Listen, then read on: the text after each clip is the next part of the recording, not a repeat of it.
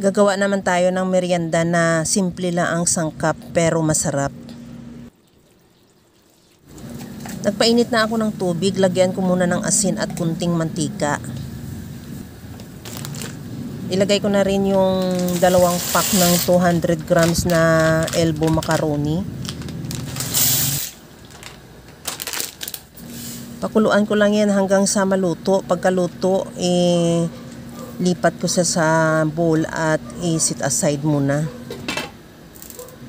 Habang ginagawa ko yan mga kalasa, kung bago ka pa lang sa aking channel, welcome. At huwag kalimutan mag-subscribe at i-click ang bell button para sa mga notification. At kung dati ka pa, welcome back at i-follow mo na rin ako sa aking Facebook page Lasang Pilipina. Maglagay na rin ako ng mantika sa kawali at igisa ko na yung bawang.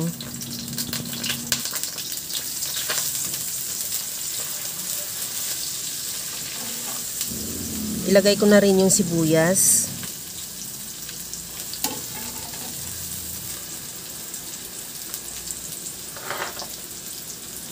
Okay na rin tong ating bawang at sibuyas. Ilagay ko na yung giniling na baboy. Bali 1/4 kilo lang yan. Igisa ko lang na mabuti hanggang sa mag-iba na ang kulay o mag-render din siya ng sarili niyang mantika. At timplahan ko na rin ng asin at paminta.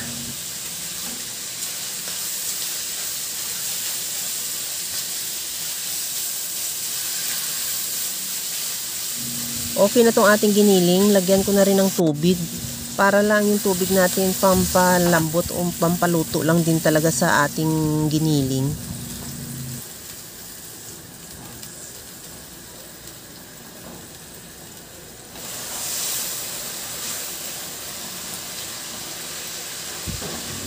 Ilagay ko na rin yung hotdog. Bali 3 pirasong jumbo hotdog. Yan hiniwa ko lang ng maliliit.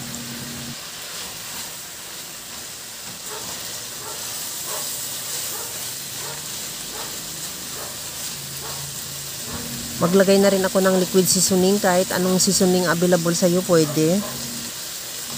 Ilagay ko na rin yung spaghetti sauce. Bali 800 grams lang yan.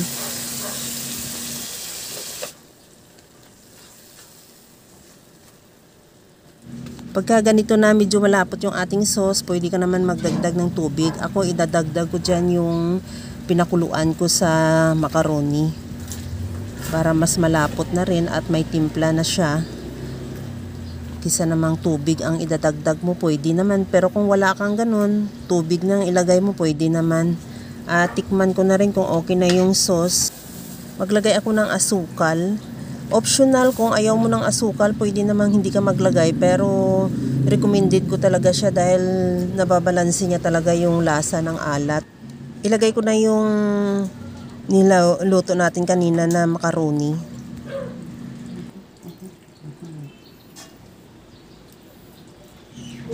Ihalo lang ng mabuti hanggang sa ma-mix lang talaga sa sauce yung macaroni natin.